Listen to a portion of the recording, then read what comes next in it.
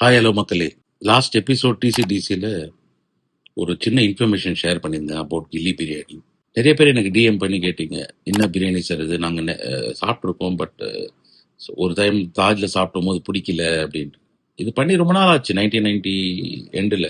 First அது பற்றி என்ன சொல்லணும்னா, it was made by accident. Rajini sir வந்து என்னை கூப்பிட்டு, யூஸ்வலாக நைட் வருவார், ஸோ வீக்கெண்ட்ஸில் வருவார், இல்லை சம்டைம்ஸ் எங்கள் காஃபி ஷாப் அப்போ பேர் வந்து மேட்ச் பாயிண்ட் இருந்தது. அப்போ வருவார். யூஸ்வலாக வந்து பூரி, ஹோம் ஸ்டைல் சிக்கன் கறி தான் சாப்பிடுவார்.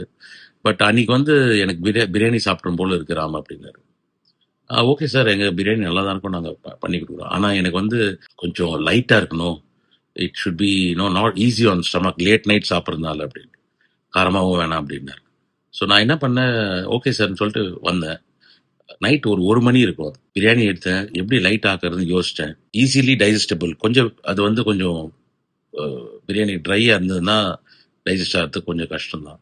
ஸோ இம்மிடியேட்டாக கொஞ்சம் மட்டன் கறி எடுத்து அதோட மிக்ஸ் பண்ணி, ஒரு ஸ்டீமர் இருக்கும், அந்த ஸ்டீமரில் போட்டு நல்லா சூடு பண்ணி, குழைக்காம, ரைஸ் தனித்தனி தான் இருக்கும், ஆனால் அந்த கிரேவியும் இருக்கும்.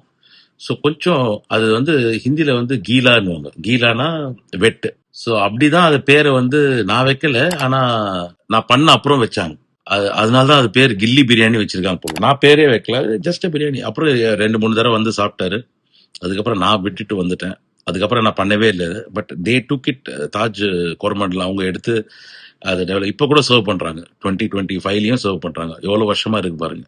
1996 தாஜ் கோரமண்டல்ல நல்லா இருக்கும், ட்ரை பண்ணி பாருங்க. ஆனால் மட்டன் கிரேவி வந்து அந்த மட்டன் ரோகன் ஜோஷ் கிரேவி எடுத்து போடணும். சவுத் இந்தியன் கிரேவி எடுத்து போட்டுறாதீங்க, ஒரு மாதிரி காரமாயிடும்.